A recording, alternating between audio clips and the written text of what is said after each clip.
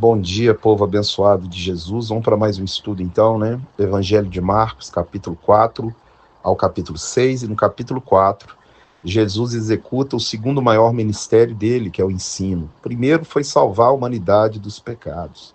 E depois ensinava por parábolas, ensinava contando histórias, porque é muito mais fácil de uma pessoa gravar quando você conta uma história. Então ele começa contando a parábola do semeador, sobre a semente que cai à beirada do caminho, sobre a semente que os espinhos sufocam, sobre a semente que cai em terreno rochoso e sobre a semente que cai em terreno bom. A semente é a palavra.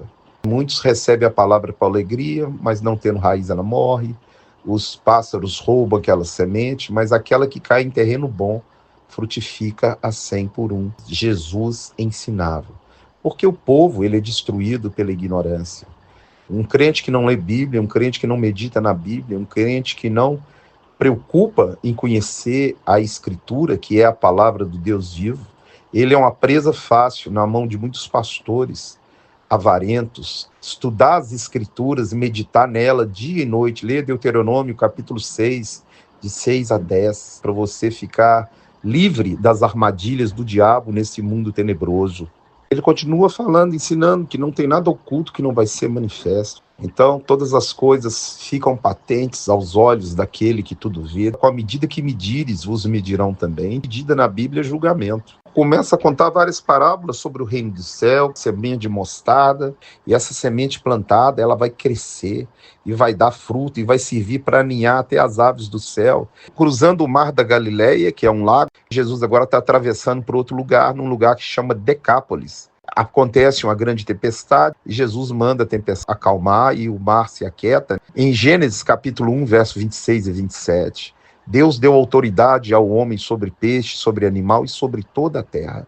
O homem sem pecado, ele pode parar a tempestade, ele pode andar em cima das águas, porque ele tem domínio sobre a gravidade, sobre os ventos, acalma a tempestade e atravessa o lago da Galileia. Quando ele chega do outro lado, vem ao seu encontro um homem possesso, que os grilhões, as correntes não podiam prender, ele se cortava todo. E Jesus vai expulsar o demônio dele, pergunta o nome daquele demônio, ele fala que é legião, porque são muitos, e Jesus manda eles saírem. E eles pedem para ficar ali, Jesus manda eles entrar nos porcos. E o povo ali daquela cidade pede para ele ir embora. E aquele que foi liberto pede, implora para seguir ele. Ele fala, não. Você vai lá e conta aos seus parentes, aos seus vizinhos, aos seus amigos, o que Deus fez por você. Você vê, um endemoniado virou um missionário. Assim é Jesus na nossa vida, ele nos liberta, ele nos cura, ele rebenta os grilhões que te prendem. Aquele homem fica liberto, fica livre dos grilhões. Naquele homem tinha 2.000 demônios. Esse é o poder de Deus que transforma vidas. E agora nós temos o episódio de Jairo, um chefe da sinagoga, que vai até Jesus, pede, implora ele, para que ele vá lá curar a filha dele, que está terrivelmente doente, à beira da morte.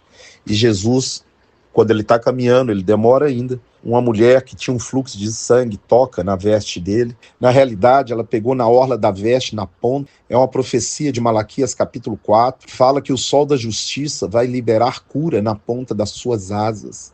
E a ponta do barbante, que chama tis-tis, eles colocam em volta da cintura, para lembrar dos 10 mandamentos, é uma ordem que está no livro de Números. A mulher pegou na ponta daquele barbante. É a mesma coisa que pegar na ponta das asas. Por que ela não abraçou na perna dele? Por que ela não pegou no pé dele? Ela foi questão de pegar no barbante. Porque ela conhecia a profecia que ele traria cura. O sol da justiça vai trazer cura na ponta das suas asas. E quando ele chegou na casa de Jairo, falou, não adianta mais, a menina morreu. E ele fala, ela não morreu, mas dorme. A morte é um sono. Leia Tessalonicenses, capítulo 4, verso 13. Paulo fala, não quero que sejais ignorantes quanto aos que dormem.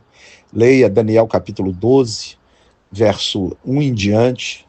Muitos dos que dormem no pó da terra, quando a trombeta tocar, os mortos em Cristo ressuscitarão. Agora, no tempo de Deus, todos já estão lá com ele, porque Deus não está preso nesse tempo. Para Deus, tudo já está consumado. Mas para nós, não. Nós estamos vivendo nesse mundo, Jesus ainda não voltou, a trombeta ainda não tocou, mas quando ela tocar, os mortos em Cristo ressuscitarão. Então ele chegou e falou, essa menina não está morta, ela dorme. Ele é a ressurreição e a vida. Agora ele vai para Nazaré, onde ele é criado, eles rejeitam ele ou não acreditam nele. No versículo 3 fala algo interessante, não é esse o filho do carpinteiro? Não vive entre nós seus irmãos e irmãs? Maria foi virgem só quando Jesus nasceu. Depois, ela teve filhos e filhas. Jesus é o primogênito da família. Na ausência do pai, ele passa a ser o chefe do clã. Mas esse aí não é o filho do carpinteiro. A palavra carpinteiro pode ser carpinteiro, mas é traduzido como construtor e pedreiro. Jesus, por isso que ele está na casa do Pai, fazendo morada para nós. Ele está construindo um santuário vivo e você é pedra desse santuário. Você é uma pedra de ouro. Jesus está construindo um santuário feito de pessoas para a morada de Deus em espírito. 1 Pedro, capítulo 2, verso 5. Jesus admirou da incredulidade dele, nem eles vendo tudo isso que ele estava fazendo, eles não acreditaram, e agora ele passa a enviar de 2 em 2 para pregar o evangelho, para expulsar demônio, para curar enfermo. Jesus, então, começa agora a comissionar pessoas. E ele fala, quando você entrar num lugar, fala, paz esteja nesse lugar. Se eles não receberem a paz volta para você. A palavra shalom, no hebraico, paz. Todo lugar que você entrar, fala, paz esteja nessa casa. Se eles não receberem, ela volta para você. É isso que Jesus está falando. Então Jesus comissionou aqueles 12, e Jesus também comissionou você. Leia o Evangelho de Mateus, capítulo 28, 19 e 20. Ele fala aí de por todo mundo pregai o Evangelho, fazendo discípulos em meu nome. No verso 13 diz que eles expeliam muitos demônios e curavam muitos enfermos, ungindo-os com óleo. Excelente o capítulo 5, para chamar os presbíteros da igreja. Ungiu o doente com óleo e a oração de fé curará o enfermo.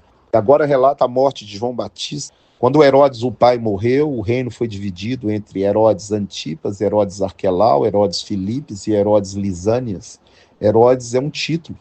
E o Herodes Antipas pegou a mulher do irmão dele, Filipe. João falava que não era lícito possuir a mulher, ele tinha medo de João. A mulher adúltera com a sua filha. A filha dança para Herodes e ela pede a cabeça de João. E a cabeça é levada num prato. Seus discípulos pegam o corpo e vão sepultá-lo. Quando Jesus chega, uma grande multidão vem atrás dele e ele compadeceu delas, porque eram como ovelhas que não têm pastor. Que Deus te abençoe, te guarde, te livre de todo mal. Em nome de Jesus, em nome de Jesus. Fica na paz.